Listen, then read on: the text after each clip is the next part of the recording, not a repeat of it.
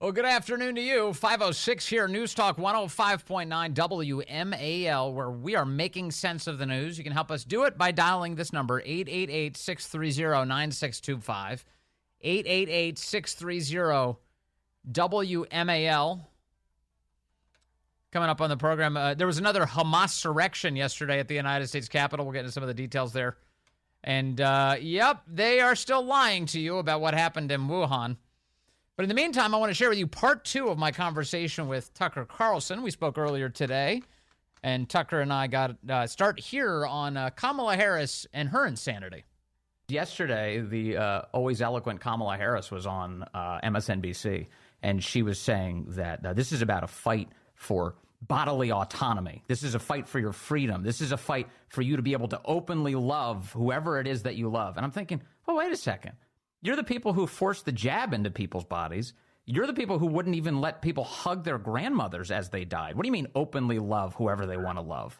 This is that's the opposite. It was Kamala Harris who kissed her husband with a mask on. Now, I think they both wanted that. You know, no one wants to kiss Kamala Harris or her husband. But right, the bodily autonomy argument is now ridiculous post-vax, obviously. But I think it will be employed again for a very specific aim, which is to allow the government to kill you through state-sponsored euthanasia.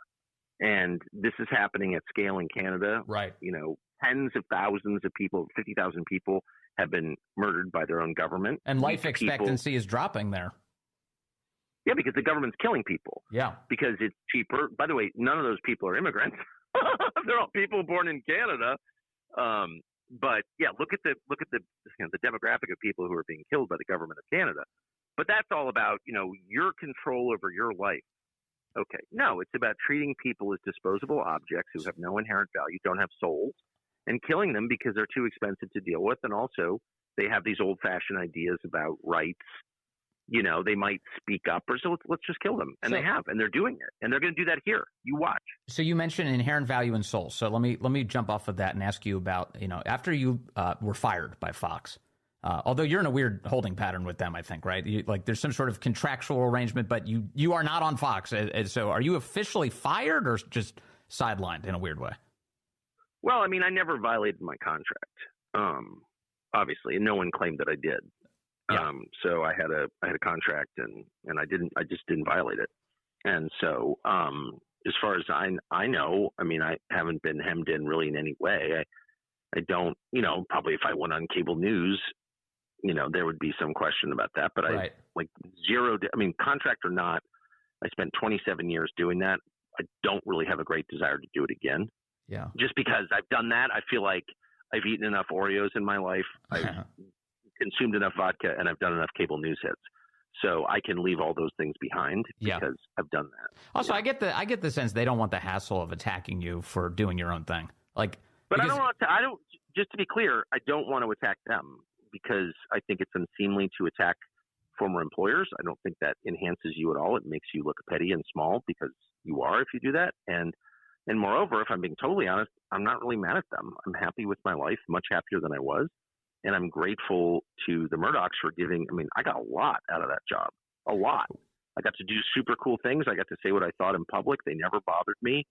And so, why would I be mad at them? They really helped me a lot. I mean, I disagree with a lot of things that they're currently doing. I don't have a TV. I don't watch it, of course. But I disagree. But But in the way that they treated me, my arrangement was really simple from the day I got there 14 years ago.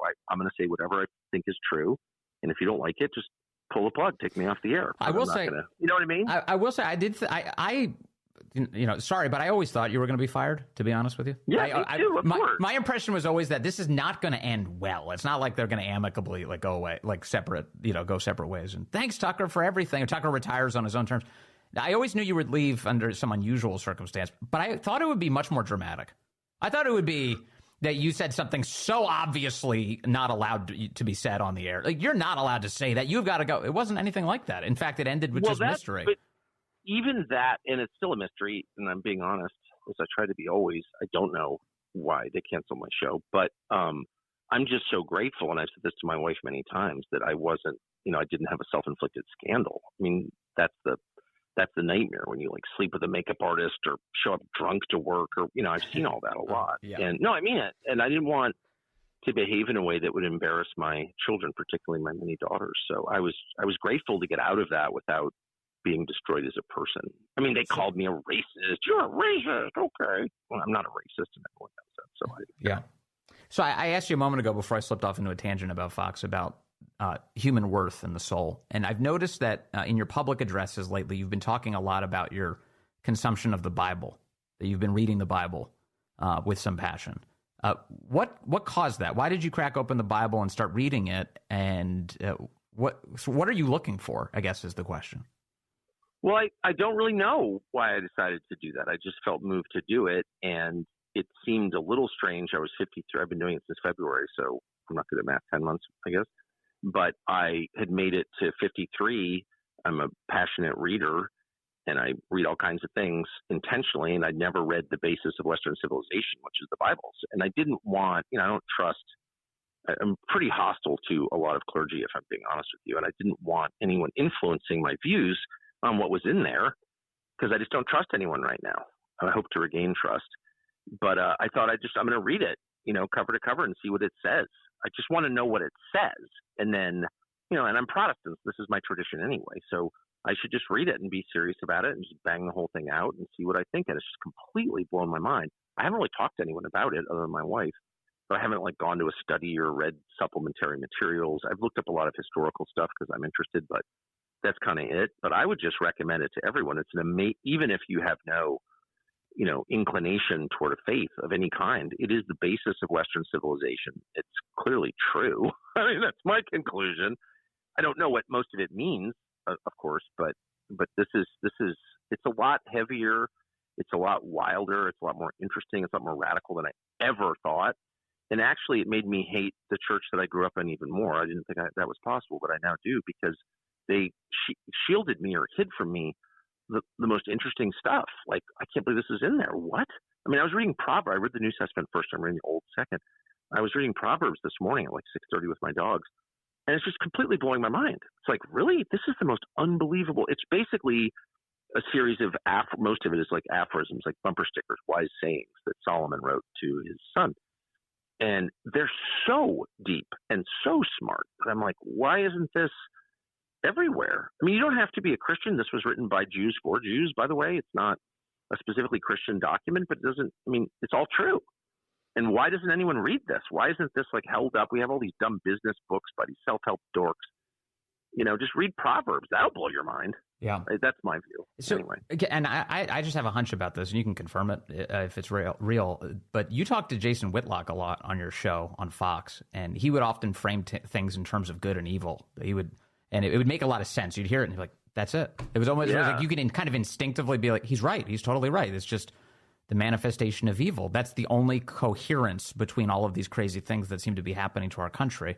Was that a predicate to you cracking open the Bible, those conversations? I don't know, but I know that Whitlock changed my view on a lot of things. I mean, one of the weird rules that we have in the United States it's kind of cool, but black people get to talk about religion all they want and no one else does. I don't know why we have that rule, but we do. And Jason Whitlock is black, and he grew up in a culture where people talked about religion, and no one told him to stop, and I'm so grateful. And so Whitlock, the thing that blew my mind, he said something was demonic. And I was like, ooh, the hair on my arms went up. I mean, you can't use the word demonic. What does that even mean? I had no idea, but it really stuck with me. I'm not from a culture that talks like that at all. I'm from a culture where that's kind of frowned upon to talk like that. And I later learned that that's totally real. That there is, what the things we can see with our five senses are not the sum total of what exists. Okay. And anyone who thinks otherwise is a freaking idiot. And there's evidence all around us that people are vessels. People have their own impulses and free will exists to some extent, and this is my view, but that they are vessels through which good and evil flow, obviously. And all of us have experienced that.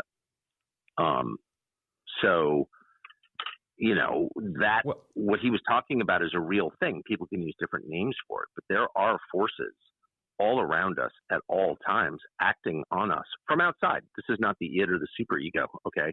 This is the Freudian explanation. I actually like Freud, but doesn't sort of answer this question. Like, what is this? It's from outside of us. And if you open your eyes to it, you see it in other people. You can feel it in yourself. It's absolutely real. You don't have to be a Christian to believe that. By the way, every culture on the planet believes this and always has, except ours for the last 80 years. So everyone knows that there are forces that are not human that act on humans. Yeah. And we just started, since we dropped the atom bomb on Hiroshima and decided we were gods, we've pretended that's not true. But, wise people look at us like the idiots we are, because of course it's true, and no one's ever doubted it. And again, you can feel it. So to start with that statement. There are forces outside of us that we can't see, that are not human, that act on us and that influence our behavior. Is that true or is it not? Ask yourself in some quiet place if that's true. Have you felt that before? And of course, every single person, if he's being honest, will say, of course I know what you're talking about. Well, what is that? Whitlock called the bad forces demons. I think that's a fair word to use. Yes. Maybe you've got a better word, but it doesn't make it any less true. Well, and that influence, whether it's for good or evil, is often the result of words, the spoken language. So, yes. So what you and I began with, which is, the kind of all of the obvious ways the left is lying to us, that they're actually doing the things that they're accusing the right of doing, is right. It's kind of a species of the way Satan talks throughout the Bible, which is that he's like constantly, when you have dialogue from Satan, he's misleading the people that he's engaging with. And Jesus Christ is the one who's strong enough to withstand it. He's able to right. throw him off. But Eve isn't. And in other words, mankind isn't, and often falls for it. And, we have this tool, don't we? The ability to speak to one another, to kind of influence one another into ways of thinking. And boy, it is so often abused. And I feel like that's one of the big reasons we're here. Well, words are more important than we give them credit for being. I mean, they have their own life. They exist independently from us once we utter them, and they can change history. They're far more powerful than arms, than guns or bombs. They endure. We have most people have literally no idea what kinds of weapons were used in the most famous battles in history, but we know a lot about what people thought from 3,000 years ago because it's written, and those words endure, and nothing else does. The buildings don't, but the words do. And so, yeah, words define you, the words you speak. And this is a huge struggle for me since I talk too much and I can be careless with words. And I've uttered a lot of words I regret. I've uttered more words I regret than I've committed deeds I regret. And I think the words have been more important. So that's worth keeping in mind, I think, all of us. Yeah, for sure. All right. With that, I know your time is limited. We're really grateful to you, Tucker. Congratulations on your new venture. I want people to know that they can go hear a lot more from you by going to tuckercarlson.com and signing up and being able to get your unfiltered views. A guy who was always unfiltered, actually, but now in a even more liberated environment. Tucker, congrats on this, man. It's a big deal. You're the best, Vince. Thanks a lot for having me. Every time I come on this show, I get more texts than from almost anything. I don't know how many viewers you have, but they're listening very carefully. I'm so grateful, man. Always good to talk to you. Please do it again soon. Thank you very much, Tucker. Thanks, dude. See ya. All right, be well. Bye-bye. Our thanks again to Tucker. And it is pretty cool what he's standing up. His Tucker Carlson Network, tuckercarlson.com. Place where you can get, they've got a lot of stuff. They've got a lot of big plans for that. A lot of all sorts of content that they want to produce. And it's good. The country could use that. More truth-telling, more open questions. You don't always have to have all the answers. You just have to have a lot of questions. And Tucker's definitely got that. It is wild. Okay, let me get into some other issues here. One of them is that we had another Hamasurection yesterday at the United States Capitol. The United States Capitol Police arrested nearly 60 people for staging a protest inside of the U.S. Capitol Rotunda. Inside the Rotunda, wait, wasn't the January 6th insurrection also there? Remember the guy walking around with the holding the lectern and waving, wearing the snow cap, walking out of the building? Whatever happened to that guy? He's probably rotting in a prison somewhere. So we had a Hamasurection yesterday as everyone's demanding that Israel stop attacking Hamas. Don't attack them. They didn't do anything wrong other than the rape and the murder and the terror attack and the constant desire to see Israel wiped off the face of the earth. Other than that. So the Capitol Police arrested 60 people yesterday. Pro-Gaza protests, the Daily Caller writes, have been frequently held at the U.S. Capitol complex since October 7th, which was when the Hamas terrorist attack took place on Israel. Some of them have disrupted congressional proceedings. How about that? A group whose plans were known to the U.S. Capitol Police ahead of time began a protest in the Capitol Rotunda, the center of the complex, and they were immediately arrested, according to U.S. Capitol Police. Quote, "We are aware of a group's potential plan to take a tour of the U.S. Capitol building and then start a protest. It is against the law to demonstrate inside of the congressional buildings, so we brought in additional officers to be prepared for the moment the group would break the law," said the Capitol Police to the Daily Caller News Foundation. Quote, "The group was screened when they entered the building. Once they broke the law, roughly 60 people were immediately arrested." Here's a little bit of that audio of what it sounded like as these guys stormed the building yesterday and the Rotunda, a bunch of insurrectionists.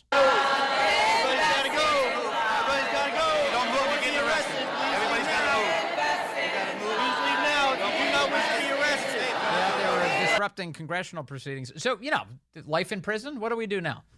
What do we do now? Oh, they're advocating for the lefty position. Oh, they're fine. They're totally fine. Their candidate won't be removed from the ballot. They're good. They probably picked a nice place for dinner last night after they were released from their handcuffs within seconds. That's the world we live in.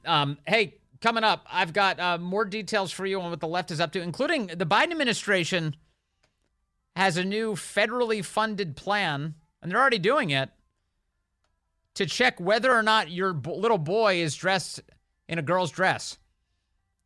They're going door to door in some cases to establish that's happening. The details on that horrifying story are ahead. Hey there, it is 5:35 now, News Talk 105.9 WMAL, where we're making sense of the news. You can join us today, 888-630-9625, 888-630-WMAL. Well, apparently the work is done, or mostly done. The monument at Arlington National Cemetery meant to mark the reconciliation of the United States in the wake of the Civil War has been removed by the Biden administration. They've begun dismantling it. Many of the pieces are now missing, gone, taken away from this Section 16 of Arlington, which is where many Confederate soldiers were moved. This was at the turn of the last century. And they assembled this monument dedicated to the reconciliation of the country in the wake of the Civil War. I went over a lot of this earlier this week, but the concept is basically this. You had soldiers from Confederate states who served with honor alongside soldiers from Union states during the Spanish-American War. And in the wake of that, the United States government said, well, it's about time. Let's try and bring everybody together here. This has been a really rough period, of course, for the United States of America, as brother was killing brother, and let's try and patch things up a bit. So they created a reconciliation monument at Arlington to mark that. And that's not the way the left wants to operate. They don't want reconciliation. They don't even want the history of the country. They're tearing down statues to Jefferson and Lincoln, and they don't like statues that Frederick Douglass was a part of dedicating. They're tearing down everything. Teddy Roosevelt, get rid of it. The Woodrow Wilson Bridge remains intact. They haven't changed that. That's the guy who put the KKK film on at the White House, but he was a Democrat, so we can leave that. But everything else, tear it down. And a lot of it, of course, is their history. They're tearing down the history of their own party. They supported slavery. They were a part of the rebellion in the country. They led it. It was their party. And they're tearing down the evidence of it for fear that you'll think about it. And then they lionize the villains. Certainly true in the case of so many people, but that includes, Margaret Sanger, the founder of Planned Parenthood, the eugenicist, the one who was perfectly happy using abortion to wipe out black Americans. The woman who was a part of testing birth control on Puerto Rican women to horrific results all across the island of Puerto Rico. No conversation on that now. None. They don't even acknowledge it. Sanger's a hero. They pretend they give awards with her name on it. It's amazing, isn't it? It's amazing. So that did happen today. Congressman Andrew Clyde of Georgia tweeted out pictures of the monument having been at least half removed, half dismantled, Quote, the Biden administration has resumed dismantling the Reconciliation Monument at Arlington National Cemetery. Our nation's history is being rewritten before our eyes, he says. And he's right. It's definitely happening. I mean, Orwell called it the memory hole. Winston takes the piece of paper, shoves it through the memory hole, drops to the furnace, and that piece of information is burned and discarded forever. It never happened. Never happened. And it is just so sad, that it's happening. And there weren't, Corey was out there. Our Corey was out there earlier this week. It was Monday morning. Corey goes out there and he was alone. He was by himself. Little old Corey holding the camera, just taking a picture. Not, weren't big protests or people all showing up. It was just Corey. It was Corey and Ganamort taking pictures. Dan is now calling in from Stafford. Line 3. Dan, good afternoon. You're on the Vince Coglianese Show, sir. Hey, good afternoon. Love the show. I'm Thank driving you. home now, and I can't help but comment. I've been following your story here, and I just want to know what's next. Are they going to start removing headstones from Confederate soldiers that might be in Arlington Cemetery? I mean, you were trying to erase the whole history of the Civil War, it seems. They would be totally content. I mean, the rationale here is that any even indicator of the existence of the Confederacy needs to be removed. These historical markers that tell us that the Civil War even occurred needs to be removed.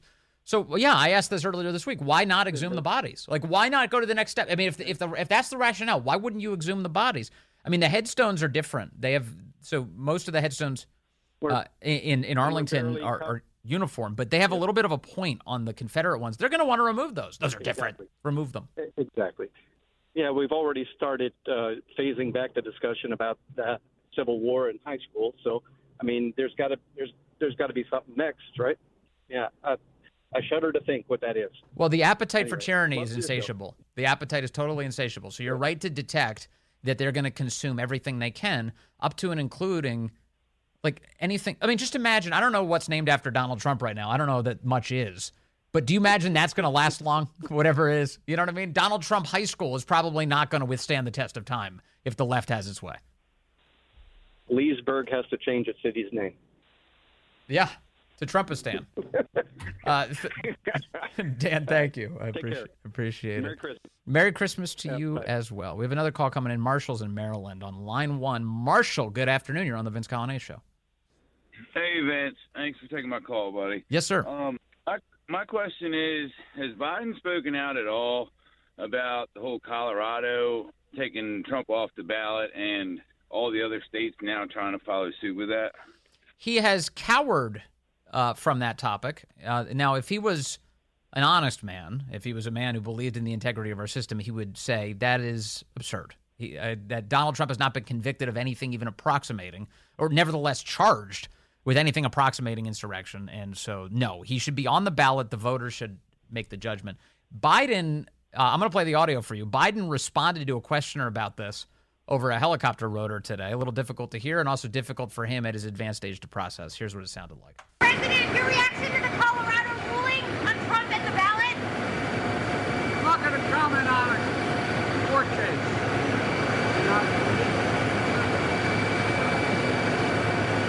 That's up to the court. That's all I have to say. I'm not going to comment on the court case. Extended delay, that's up to the courts, he says. He would later be asked, is he an insurrectionist? And he declared that that's, quote, self-evident. So, okay, it's not up to the courts, actually. It's just if your gut says that Trump's an insurrectionist, then he can be thrown off the ballot. So that's kind of the answer he's given today.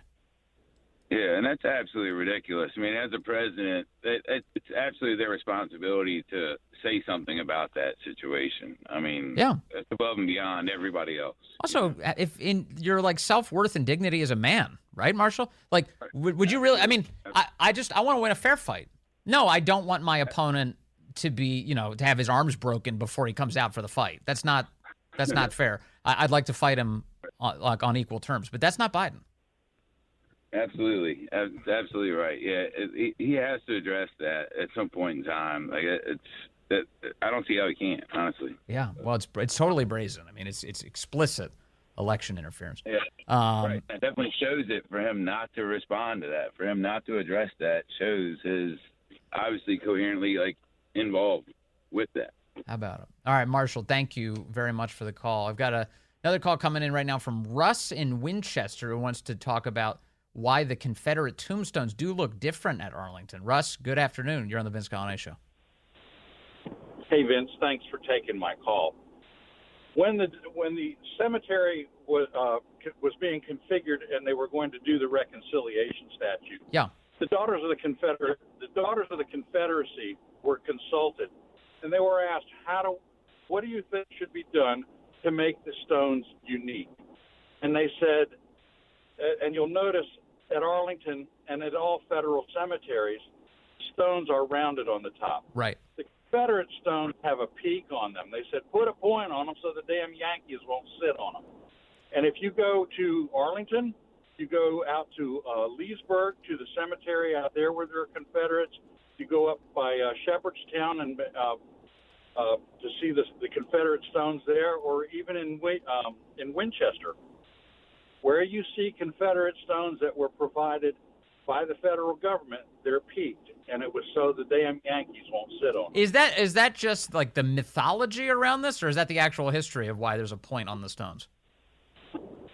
My understanding from my dad was a sightseeing guide in Washington in the early 60s. Sure. And drove it's a story that he had researched, and he had apparently talked to somebody at Arlington Cemetery many years ago. I don't know if it's mythology, but that's the story I've always known. Interesting. When I was... Well, it does help you remember that they definitely do look different. That's for sure. But they're at the moment they're in Arlington, but maybe not for much longer. The way the left is operating at the moment. Russ, thank you. So the damn Yankees won't sit on them. The damn Yankees won't sit on them. That's kind of amusing, actually. Russ, thank you very much. Let's see. I've got Joe calling in from Woodbridge now, line 3. Joe, you're on the Vince Colonnese Show. Hey, Vince, thanks for taking my call. Hey, 3 things come to mind to me about the Colorado ruling. Yeah. One, that the Democrats are slowly but surely moving us towards banana republic status by finding a stupid way to jail their opponents or keep them off the ballot. Yep.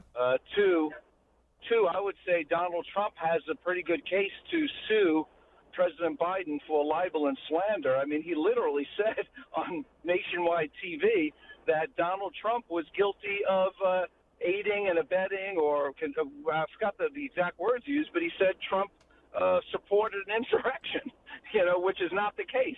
It was never proven that he had any part of it, and in reality, let's face it, that was no insurrection. Of course not. That was maybe a protest that turned into a small riot that was instigated by Capitol Hill police and Antifa infiltrators at best. One of the lamest insurrections I've ever seen, actually.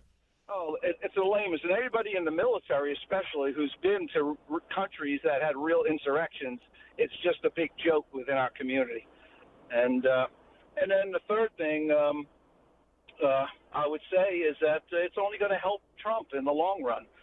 People are empathizing with what he's going through. It just looks so pitiful and obvious that the Democrats are scared that they can't beat him, and so they're just trying to get him off the ballot. I hope you're right that it'll help Trump in the long run, and I mean that he can prevail in the general election as a result of this. I do think that regardless of what the net effect of it is, it's obviously meddlesome. They are quite clearly involved in rigging the election. And one of the ways that may be manifesting itself right now, Joe, is that they do want Trump to win the primary. Now, that is all but guaranteed to begin with, but I've always contemplated that their meddling in all of this is only going to make the base much more likely to support Trump, which, of course, is definitely what happened. And their hope is that, Biden faced Trump in a general before, and we were able to stack the deck against Trump and pull it out for Biden. So maybe we can do it again. That may be their thinking. But quite clearly here, they're meddling in the election either way, and it's not the situation that relies on what the voters want, but instead on what the powers that be want. Yeah, and can I say one last thing? Yeah. I think the Supreme Court really has no choice but to throw that case out, because let's face it, if anyone has violated the Constitution and has supported an insurrection, it's Joe Biden, who has failed to institute our immigration laws and has failed to defend our border, and he's letting terrorists in our countries every single day. plus the fact that he gave our enemies, Iran, $6 billion. So, I mean, if anybody is supporting insurrection and not defending and implementing the Constitution, it's Joe Biden. Yeah, he's human trafficking millions of military-aged males into our country from every country on the planet. It's like... He's not protecting his people, was his oath of office. He is to defend us and our nation, and he has willingly failed to do that. Joe, thank you for the call on this. I really appreciate it. Smart points. I mentioned coming into the bottom of the hour that I wanted to get to a story about what the federal government is doing. We're going to have to reserve it for tomorrow, but let me just give you the top lines here. There's a piece in the Daily Caller News Foundation today, War on Families, federal home visiting program classifies parents who don't let young kids cross-dress as potentially abusive. It's a federally funded program that is intended to combat abuse and neglect while promoting, quote, positive parenting and school readiness among, quote, pregnant people and families. They can't even say mothers anymore. This is how disgraceful they are. With young children who are at risk for poor maternal and child health outcomes, according to the website. The feds are funding this plan. And anybody who is a recipient of the benefits of this program is basically being policed to ensure that they allow their sons to wear dresses if they so desire, or vice versa. And if you don't, well, you're an abusive parent. And it's time for the government to crack down. That's the way they're operating. More on this story tomorrow. We'll give you some more on that. Let's take a call from Mel, calling on line 3 from Nokesville. Mel, good afternoon. You're on the Vince Coglianese Show.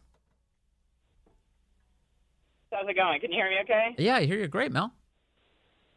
Okay, good. So you were pondering what had become of the guy who moved the podium inside the rotunda. And yes. I'm actually a podcaster. I've interviewed more J6 defendants than anyone besides the FBI. And Adam, that guy's name is Adam Johnson, and he is down in Florida. Great guy. He's about the funniest guy on Twitter. You got to follow him. He's I think it's at Lectern Leader. And anyway, so he pled out. He got I think he did a couple weeks in prison, and he just got off probation, and he's down in Florida, and he's had to fight to get his 2A rights back, to get his guns back. Yeah. Even though he didn't have a felony. He had a misdemeanor. So that's been a big struggle. He did. And so that's been a big struggle. But he is now making he's a woodworker, and he's a homeschooling father, stay-at-home father, and he's got these wooden lecterns he's making, and he's auctioning them off to benefit the children of J6 families, and I actually just purchased the very first one he auctioned off to benefit the children of J6. Yeah. Wow, what an interesting saga that guy's been through. And it's so funny, his picture I think was the single most cheerful photo from January 6th. He's got this huge smile and a wave on his face as he's carrying Nancy Pelosi's lectern through the rotunda, and he's like, it's great. Honestly, and every time people say insurrection, I think of this photo. I'm like, I don't know, that he looks way too cheerful for an insurrection, don't you think, Mel? Yeah, absolutely. And I mean, check out his Twitter, because that is, or his X. I literally just followed him. The second you said that, I looked him up and I followed him. Yeah, Corey did too. Yeah, you can see a picture of me on there with the lecture, and I just got it's in his feed down there, but yeah. That's something else. Well, thank you for that, Mel. Thanks for the update. It's good to finally get a happy ending here. It sounds like he's doing well for himself in spite of the circumstances. Mel, thank you very much. Thank you. Really appreciate that. Yeah, that's the update, and it is a lectern. Should I be a stickler on that? I've used podium a lot in the past, but it is a lectern. You stand behind it and you read from it. A podium is what they stand on when they get their medals. It's a raised platform when the Olympians stand there, or when what's his face? The guy who stole Riley Gaines's position on the stand. Leah Thomas, that's right. William Thomas, now known as Leah. He was standing. We're very specific with our language here. He was standing on a podium when he stole Riley Gaines's honor. The great one, Mark Levin, up next here on WMAL.